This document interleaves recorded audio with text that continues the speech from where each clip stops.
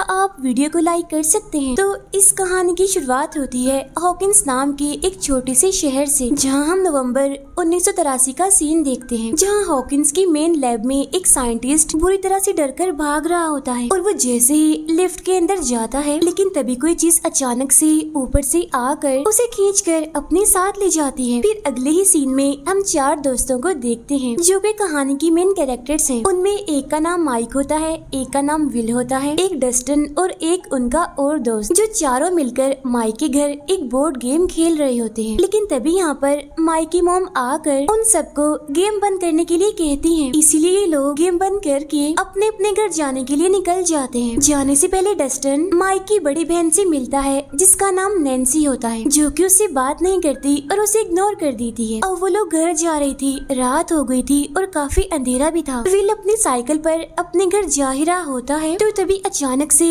बीच रास्ते में उसे किसी का काला साया दिखता है, जिसको देखकर विल काफी डर जाता है, काफी घबरा जाता है। इसीलिए वो जल्दी जल्दी वहाँ से अपनी साइकिल लेकर निकलता है, लेकिन जल्दबाजी की वजह से उसकी साइकिल का बैलेंस खराब हो जाता है, जिसकी वजह से वो नीचे गिर जाता है। तो अब यहाँ पर विल साइकिल को वहीं पर ही छोड़कर अपनी जान बचाने के लिए पैदल ही वहाँ से भागकर एक जगह पर जाकर छुप जाता है, जो कि असल में एक घर होता है। वहाँ रखी हुई एक गन को वो उठाता है और डरते डरते वो उस गन को दरवाजे पर करता है, लेकिन तभी अचानक से विल भी यहाँ से गायब हो जाता है। अगले दिन सुबह हम विल की मॉम और उसके भाई को देखते हैं। विल की मॉम का नाम होता है जॉयस। यहाँ ये दोनों बातें कर रही होती हैं और इन्हें पता चलता है कि कल रात से ही विल घर वापस नहीं आया। अब उन लोगों को रात में विल के बारे में इसीलिए पता नहीं चल पाया क्योंकि असल में इन दोनों की ही नाइट शिफ्ट होती है। यहाँ विल की मॉम जॉयस फौरन ही माइक के घर पर फोन लगाती है, जहाँ वो उनसे विल के बारे में पूछती है कि क्या कल रात विल आपके घर पर रुका था, जिस पर माइक की मॉम उनको बताती है कि नहीं तो विल तो कल रात ही यहाँ से चला गया था। तभी सुनते ही जॉयस काफी घबरा जाती हैं और साथ ही वो अपने बेटे विल के भाई को भी काफी डांटती हैं कि आखिर क्यों तुमने बगैर बताए नाइट शिफ्ट की। फिर विल का भाई अपनी मॉम को रिलैक्स करता है कि आप फिक्र मत कीजिए, विल बहुत जल्दी मिल जाएगा। अब यहाँ से जॉयस सीधा जाती है पुलिस स्टेशन, जहाँ पर वो विल की मिसिंग रिपोर्ट लिखवाती है। अब यहाँ का जो चीफ ऑफिसर होता है उसका नाम हॉपर होता है, जो कि जॉयस का एक काफी अच्छा दोस्त भी होता है। इसलिए वो यहाँ पर जॉयस को समझाता है कि तुम इतना ना घबराओ, हो सकता है कि विल किसी रिश्तेदार के घर पर चला गया हो या फिर उसके फादर के घर पर, क्योंकि हॉकिंस एक छोटा सा शहर है, यहाँ पर मुश्किल से ही क्राइम होता है। लेकिन इसके बावजूद भी वो जॉयस के कहने पर विल को ढूंढना शुरू कर देता है। फिर अगले दिन हम स्कूल में विल की तीनों दोस्तों को देखते हैं, जो कि समझ रही थी कि शायद विल स्कूल आ गया होगा। अगले सीन में हम नैन्सी को उसकी दोस्त के साथ देखते हैं, जो कॉलेज के सबसे समझदार लड़के स्टीव के बारे में बातें कर रही होती हैं। उधर हॉकिंस लैब में मेन डायरेक्टर की एंट्री होती है, जिसका नाम डॉक्टर ब्रेनर होता है, क्योंकि उस साइंटिस्ट के गायब होने के बाद वो खुद यहाँ पर आकर ऑब्जर्वेशन करने लगते हैं। यहाँ पर वो किसी चीज के बारे में बात कर रहे होते हैं, जो कि एक अजीब से दरवाजे से निकला होता है। लैब के पूरे ईस्टर्न पार्ट को 1 घंटे में खाली करके सील कर दिया जाता है, ताकि वो जो चीज है वो वहाँ से बाहर ना निकल सके। और यहाँ पर डॉक्टर ब्रेनर एक लड़की के बारे में भी पूछते हैं, जो कि मौके का फायदा उठाकर लैब से भाग गई थी। जिसके बाद वो लड़की एक होटल में जाती है। वो बहुत ज्यादा भूखी होती है, इसीलिए होटल का ऑनर उसको खाना खिलाता है। और वो बच्ची दिखने में काफी अजीब और मिस्टीरियस लग रही थी। तब ऑनर की काफी पूछने पर वो लड़की अपना नाम बताती है। वो कहती है मेरा नाम 11 है। तब ऑनर को कुछ भी समझ नहीं आती कि आखिर किसी का नाम 11 भी हो सकता है। इसीलिए ऑनर उससे पूछता है कि तुम कौन हो, कहाँ से आई हो, लेकिन 11 किसी भी बात का जवाब नहीं देती। उसे देखने से ऐसा लग रहा था कि जैसे शायद उसको बातचीत करना आती ही ना हो। कुछ ही ऐसे वर्ड्स हैं जिनको वो शायद बोल सकती है। इसके बाद ऑनर पुलिस को कॉल करके 11 के बारे में बताता है, ताकि वो सही सलामत उसे उसके घर पर भेज सके। लेकिन तभी हम देखते हैं कि 11 अपनी आंखों से वहाँ पर पड़े एक टेबल फैन को बंद कर देती है। अब ये देखकर यहाँ पर हम ये समझ पाते हैं कि असल में 11 के पास सुपर पावर्स है। अगले दिन हॉपर स्कूल में आकर विल के फ्रेंड्स को बताता है कि तुम्हारा दोस्त विल रात से गायब है। इसलिए हॉपर उनसे भी विल के बारे में पूछता है। उधर हॉकिंस लैब के लोग 11 को ढूंढने के लिए उसी होटल में पहुंच जाते हैं। असल में इनको पुलिस ने ही इन्फॉर्म किया था कि आखिर 11 इस इस टाइम कहाँ पर है, यानी कि वो उस होटल में है, इसीलिए तो उस लैब के लोग यहाँ पर पहुँच गए थे। लेकिन 11 वहाँ से भागने में कामयाब हो जाती है, जिसके बाद वो लोग होटल के ऑनर को मार देते हैं। उधर हॉपर अपनी टीम के साथ विल को ढूंढ रहा होता है, जहाँ उसे विल की साइकिल मिल जाती है। उधर जॉयस भी अपने हस्बैंड से बात कर रही होती है, जिस दौरान हमें ये पता चलता है कि असल में जॉयस के घर के फोन को ट्रैक किया जा रहा है। अब रात को एक सर्च टीम को विल को ढूंढने के लिए भेजा जाता है। अब विल के तीनों दोस्त भी सबसे छुपकर विल को ढूंढने के लिए चले जाते हैं, जहाँ अचानक से उनके सामने 11 आ जाती है। और हैरानी वाली बात ये होती है कि इसी रात जॉयस के पास एक कॉल आती है, लेकिन फोन पर कुछ भी ठीक से सुनाई नहीं दे रहा था। अजीब सी आवाजों में जॉयस को विल की आवाजें आने लगती हैं, जिससे वो फौरन समझ जाती है कि उसके बेटे विल ने ही उसको कॉल की है। लेकिन इससे पहले कि वो अपने बेटे विल से बात कर पाती, फोन में कोई इलेक्ट्रिक फॉल्ट होने की वजह से फोन जलकर खराब हो जाता है। अब क्योंकि काफी रात हो गई थी, इसीलिए माइक जंगल से 11 को अपने साथ अपने घर पर ही ले आता है, जिसके बाद वो 11 को अपने रूम में छुपा देता है, जहाँ पर 11 उसे इशारों से बताती है कि मैं काफी बुरे लोगों से बचकर भाग रही हूँ। अब इसी बातचीत के दौरान माइक की और 11 की दोस्ती होने लगती है, और 11 के पास सुपर पावर्स हैं। ये बात भी माइक और उसके दोस्तों को पता चल जाती है। इसके बाद 11 रूम में लगी एक तस्वीर को देखकर विल को पहचान लेती है। वो विल की तस्वीर को देखकर बस इशारा करती है और ज्यादा कुछ नहीं बोल पाती, लेकिन माइक समझ जाता है कि शायद ये जानती है, ये बता सकती है कि आखिर विल कहाँ पर है। तब 11 उनको बताती है कि असल में विल किसी मॉन्स्टर से छुपकर कहीं पर बैठा हुआ है। उधर जॉयस भी होपर को उसी फोन कॉल के बारे में बताती है, यानी कि विल की कॉल के बारे में, जिसकी वजह से उनका फोन खराब हो गया। यहाँ पर जॉयस होपर को बताती है कि फोन पर किसी जानवर की आवाज आ रही थी, और उन आवाजों के बीच में मुझे विल के सांस लेने की आवाजें भी आई। लेकिन होपर उसकी बातों को यकीन नहीं करता। उसे ऐसा लगता है कि शायद ये उसके दिमाग का कोई वहम है, इसीलिए वो उसकी बात को इग्नोर करके विल को ढूंढने के लिए विल के फादर के घर पर जाता है। और जब वहाँ जाकर उसे ये बात पता चलती है कि विल तो यहाँ पर आया ही नहीं, तो तब उसे शक होने लगता है कि कहीं कोई हादसा तो नहीं हो गया, यानी कि विल खतरे में तो नहीं है। उधर हॉकिंस लैब में डॉक्टर ब्रेनर की टीम जॉयस की सभी रिकॉर्डेड फोन कॉल्स को सुन रहे होते हैं। तो यहाँ पर एक बात तो साफ थी कि विल के गुम होने पर इस लैब का और इस टीम का कोई ना कोई हाथ तो जरूर है। और फ्लैशबैक में हमें ये दिखाया जाता है कि असल में 11 के फादर डॉक्टर ब्रेनर ही हैं, जो काफी टाइम से 11 पर कोई एक्सपेरिमेंट कर रहे थे, उस पर कोई टेस्ट करवा रहे थे। रात के टाइम नैन्सी अपनी दोस्त के साथ स्टीव के घर पर जाती है एक पार्टी के लिए, जहाँ नैन्सी की दोस्त बिल्कुल उस साइंटिस्ट की तरह गायब हो जाती है। उधर विल का भाई विल को ढूंढने के लिए जंगल में जाता है और अलग अलग जगहों की पिक्चर्स बनाने लगता है। इसी दौरान वो नैन्सी की और पार्टीज की पिक्चर्स भी बनाने लगता है। उसी रात एक बार फिर से जॉयस के पास विल की कॉल आती है। इस बार विल डरती हुई आवाज में बस मॉम कह पाता है, और इस बार भी फोन दोबारा से जलकर खराब हो जाता है। लेकिन तभी पूरे घर में अजीब तरह की चीजें होने लगती हैं, जैसे कि लाइट्स ऑन ऑफ होने लगती हैं और भी ऐसी चीजें। विल के रूम में उसका और उसके भाई का फेवरेट सॉन्ग बजने लगता है। अब इस सारी सिचुएशन को देखकर ऐसा लग रहा था कि जैसे विल अपनी मॉम को अपने यहाँ पर होने का एहसास दिला रहा हो। लेकिन तभी अचानक से एक दीवार से कोई चीज बाहर आने की कोशिश करने लगती है, एक काफी बड़ी चीज, जैसे कि कोई मॉन्स्टर, लेकिन उसका फेस नहीं होता। अब वो इतना डरावना होता है कि उसको देखते ही जॉयस काफी डर जाती है। वो घर से भागकर बाहर आ जाती है और अपनी गाड़ी में आकर बैठ जाती है। फिर कुछ देर के बाद जब वो दोबारा से घर के अंदर जाती है, तो दीवार को देखकर ऐसा लग रहा था कि जैसे यहाँ पर कुछ हुआ ही ना हो। अब ये देखकर विल की मॉम जॉयस फौरन समझ जाती है कि जरूर विल के साथ कुछ न कुछ तो अजीब हुआ है, और वो अपनी मॉम से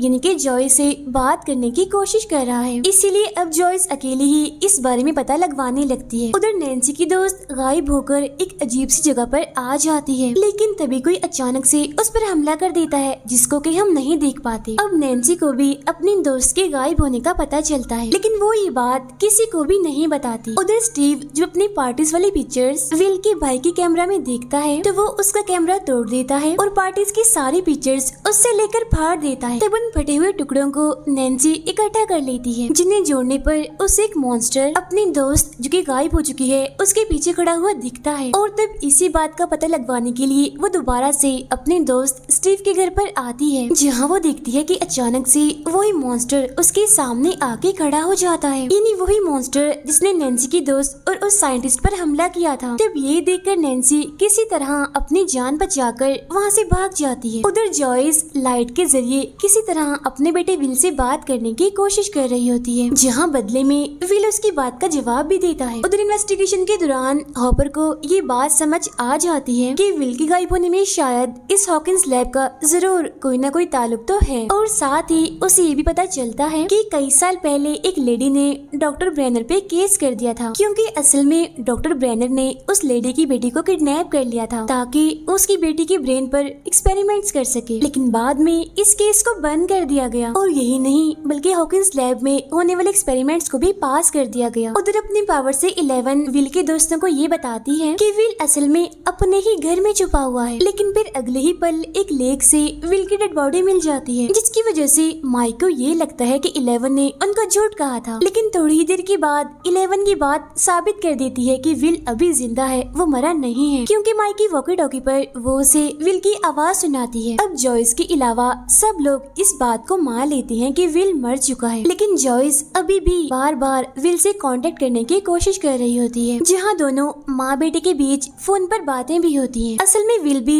वहीं पर ही फंसा हुआ था जहां पर नैन्सी की दोस्त को वो मॉन्स्टर अपने साथ ले गया था। यहाँ पर विल भी एक मॉन्स्टर की बात करता है जब वो अपनी मॉम जॉयस से बातें कर रहा होता है। तब ये सुनकर जॉयस उसे कहती है कि बेटा आप जहाँ कहीं पर भी हो वहीं पर ही चुप कर रहो। अब स्कूल में विल के लिए एक प्रेयर मीटिंग रखी जाती है, जहाँ 11 को भी रेडी करके लाया जाता है। स्कूल रेडियो के जरिए 11 विल की और जॉयस की फोन पर होने वाली बातों को सुन लेती है, जिससे माइक के दोस्तों को भी ये बात कंफर्म हो जाती है कि असल में 11 जो कह रही थी वो बिल्कुल सच था, यानी कि उनका दोस्त विल अभी भी जिंदा है। 11 की बात के जरिए माइक और उसके दोस्त फाइनली ये बात पता कर लेते हैं कि विल असल में अपने घर में ही छुपा हुआ है, लेकिन किसी और डायमेंशन में, और उस डायमेंशन का नाम है अपसाइड डाउन। असल में हमारी दुनिया की तरह ही अपसाइड डाउन एक दुनिया है, लेकिन वो दुनिया डार्क है, यानी कि वो अंधेरी दुनिया है, क्योंकि वहाँ इंसान नहीं मॉन्स्टर्स रहते हैं और इन मॉन्स्टर्स का नाम होता है डेमोगोर्गन्स। किसी तरह हमारी दुनिया और उनकी दुनिया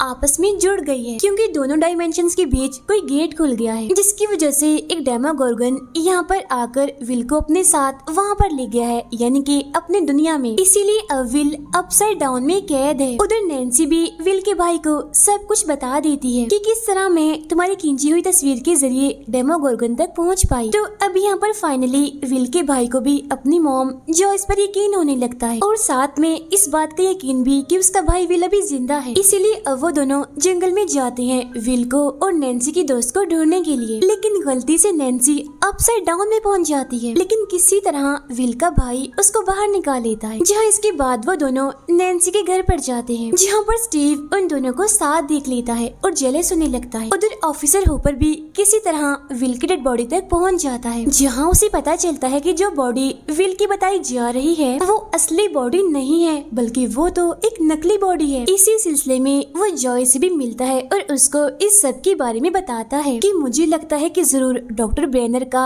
अपसाइड डाउन से जरूर कोई ताल्लुक है। इसके बाद ये दोनों उस लेडी के घर पर जाते हैं, इन्हें जिसने डॉक्टर ब्रेनर पर केस किया था, जहाँ वो उस लेडी से उसकी बेटी के बारे में पूछते हैं, जिससे उनको ये पता चलता है कि जब वो बच्ची पैदा हुई थी तो तभी से डॉक्टर ब्रेनर ने उसे अपने साथ लैब में रखा, जहाँ ब्रेनर ने उसके दिमाग पर तरह तरह के एक्सपेरिमेंट्स किए, जिसके बाद सबको ये बताया कि वो बच्ची तो पैदा होते ही मर गई और उस लेडी की बेटी कोई और नहीं बल्कि 11 ही है। अब विल के दोस्त अपसाइड डाउन डायमेंशन को और समझने के लिए अपने साइंस टीचर की मदद लेते हैं, जहाँ उनके टीचर उनको बताते हैं कि किसी भी डायमेंशन को खोलने के लिए बहुत ज्यादा एनर्जी की जरूरत होती है, और ऐसा करते ही टाइम, स्पेस, ग्रेविटी और मैग्नेटिक फील्ड में गड़बड़ आ जाएगी। असल में हॉकिंस लैब की मदद से अपसाइड डाउन के गेट को खोला गया था, जिसके खुलते ही डेमोगोर्गन्स एक्टिवेट हो गए, और अब ये बात हॉपर को भी पता चल गई थी। इसीलिए अब वो विल को ढूंढते हुए चुपके से उस हॉकिंस लैब में पहुंच जाता है, जहां हॉकिंस लैब में से वो अपसाइड डाउन में जाकर जिंदा वापस लौटकर भी आ जाता है। उधर माइक का दोस्त मैग्नेटिक फील्ड में गड़बड़ को पकड़ लेता है और उस गेट तक जाने का रास्ता भी वो निकाल लेता है, जिसके बाद माइक, डस्टन, उनका दोस्त और 11 विल को ढूंढने के लिए निकल जाते हैं। 11 की मदद से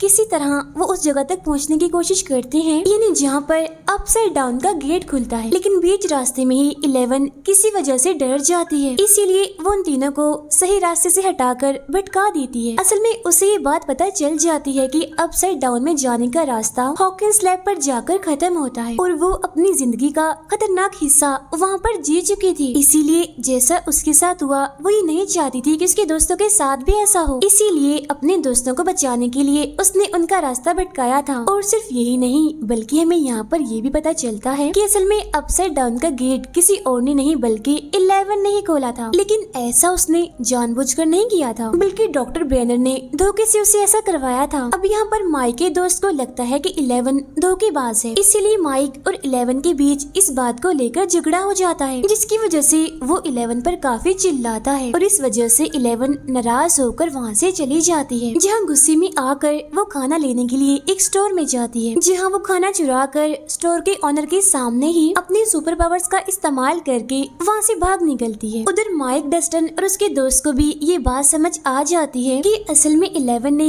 उनकी जान बचाने के लिए ही उनसे झूठ बोला और उनका रास्ता भटकाया, इसीलिए वो लोग दोबारा से एक साथ हो जाते। लेकिन स्टोर में हुए उस इंसिडेंट की न्यूज डॉक्टर ब्रेनर तक पहुंच जाती है, इसीलिए इस बार वो 11 को पकड़ने के लिए अपनी टीम के साथ सीधा माइक के घर आ जाते हैं और इसी वजह से चारों बच्चों को वहाँ से भागना पड़ता है, जहाँ वो लोग बचने के लिए एक बस में आके छुप जाते हैं। जहाँ कुछ ही देर बाद उस बस में हॉपर आकर उन चारों बच्चों को रेस्क्यू करता है और सीधा उनको लेकर जाता है जॉयस के घर पर। अब यहाँ पर जॉयस और हॉपर दोनों ही 11 को देखकर फौरन ही ये बात समझ जाते हैं कि असल में ये बच्ची उसी औरत की बच्ची है यानी जिसने डॉक्टर ब्रेनर पर केस किया था। जहाँ 11 की मदद से वो ये बात पता लगवा लेते हैं कि विल अपसाइड डाउन में कहाँ पर छुपा हुआ है। उधर जॉयस और हॉपर हॉकिंस लैब में पहुँचते हैं ताकि वहाँ से अपसाइड डाउन में जाकर विल को वापस ला सके, लेकिन इस बार हॉपर पकड़ा जाता है। तब यहाँ पर हॉपर डॉक्टर ब्रेनर के साथ एक डील करता है कि अगर तुमने हम दोनों को अपसाइड डाउन में जाने दिया तो बदले में 11 का पता मैं आपको बता दूंगा, और हाँ तुम्हारे लैब की सच्चाई भी कभी भी किसी के सामने भी नहीं आएगी। तब इस बात पर डॉक्टर ब्रेनर मान जाता है, इसीलिए वो जॉयस को और हॉपर को अपसाइड डाउन में जाने के लिए अलाउड कर देते हैं। अब ब्रेनर अपनी टीम के साथ 11 को पकड़ने के लिए उसके स्कूल में पहुँचते हैं, यानी जहाँ पर चारों बच्चे छुपे हुए थे। उधर नैन्सी को और विल के भाई को ये बात समझ आ जाती है कि असल में डेमोगोर्गन्स खून की तरफ अट्रैक्ट होते हैं, इसीलिए वो लोग यहाँ पर एक प्लान बनाते हैं कि हम लोग यहाँ पर डेमोगोर्गन्स के लिए एक ट्रैप बनाएंगे ताकि वो यहाँ पर हमारे घर पर आ सके, और जैसे ही वो इस ट्रैप में फंस जाएं हम उनको फौरन ही मार गिराएं। उधर अपसाइड डाउन में जॉयस और हॉपर फाइनली विल को ढूंढ निकालते हैं। उधर डेमोगोर्गन खून को स्मेल करते ही फौरन से विल के घर पर आ जाता है, जहाँ वो आते ही उन दोनों पर यानी कि नैन्सी और विल के भाई पर हमला कर देता है। लेकिन जब वो विल के भाई को खाने वाला होता है कि तभी बिल्कुल ठीक टाइम पर स्टीव वहाँ पर आकर उसकी जान बचा लेता है। स्टीव से लड़ने के दौरान वो डेमोगोर्गन उस ट्रैप में फंस जाता है और ऐसा होते ही विल का भाई उसको जला देता है, जिससे डेमोगोर्गन का यहीं पर ही खात्मा हो जाता है। उधर जॉयस और हॉपर भी सही सलामत विल को अपने साथ लेकर अपसाइड डाउन से बाहर निकल जाते हैं। लेकिन उधर डॉक्टर ब्रेनर 11 तक पहुँच जाता है, लेकिन तभी हम देखते हैं कि अचानक से स्कूल में एक डेमोगोर्गन आ जाता है। तब इस बात का फायदा उठाकर 11 वहाँ पर कुछ लोगों को मार गिराती है, फिर अपने दोस्तों को वहाँ से लेकर एक रूम में आकर छुप जाती है। अब यहाँ पर मॉन्स्टर ब्रेनर के लोगों को मारने लगता है, यानी उन्हीं लोगों को जिन लोगों ने इस मॉन्स्टर के लिए गेट खोला था। यहाँ तक कि डेमोगोर्गन डॉक्टर ब्रेनर को भी मारता है। डेमोगोर्गन अब उन चारों बच्चों को ढूंढते हुए उस रूम तक पहुँच जाता है और यहाँ कोई और रास्ता ना होने की वजह से माइक और अपने दोस्तों को बचाने के लिए 11 यहाँ पर अपने सुपर पावर्स का इस्तेमाल करके उस डेमोगोर्गन को मार देती है। लेकिन इसके साथ साथ वो खुद भी यहाँ से गायब हो जाती है। अब क्योंकि जॉयस ने और हॉपर ने उस लैब से विल को रेस्क्यू कर लिया था, इसीलिए विल को कुछ दिनों के लिए हॉस्पिटल में रखा जाता है, जहाँ कुछ ही दिनों के बाद वो पूरी तरह से ठीक भी हो जाता है। कुछ ही दिन के बाद हम दिखते हैं कि विल वॉमिट करता है, जहाँ उसके मुंह से एक अजीब सा कीड़ा बाहर निकलता है, और ऐसा होते ही विल को अपसाइड डाउन का विजन आता है। लेकिन वो ये बात सबसे छुपाता है, किसी को भी नहीं बताता। अगले सीन में हॉपर एक वीरान जगह पर 11 का फेवरेट फूड छुपा कर रखता है, ताकि अगर कभी 11 वापस आए तो हॉपर को ये बात पता चल जाए कि 11 अभी जिंदा है। अब इसी के साथ ही पहला सीजन यहाँ पर खत्म हो जाता है।